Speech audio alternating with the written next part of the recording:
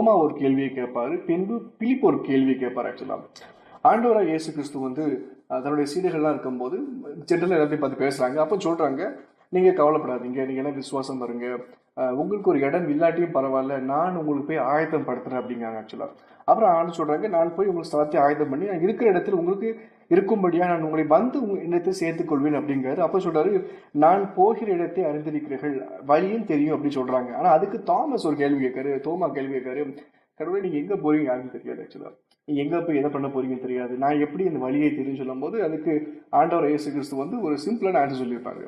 எப்ப நான் உனக்கு வந்து இதுதான் வழி, நீ இப்படிதான் போகணும் வழின்னு சொல்லியிருந்தா நான் வழியை காட்ட வந்த மனுஷன் தான் இருப்பேன். நான் வழியை காட்ட வந்த மனுஷன், நான் தான் அந்த வழியாக இருக்கிறேன் என்று ஆண்டவர் இயேசு கிறிஸ்து சொன்னார்.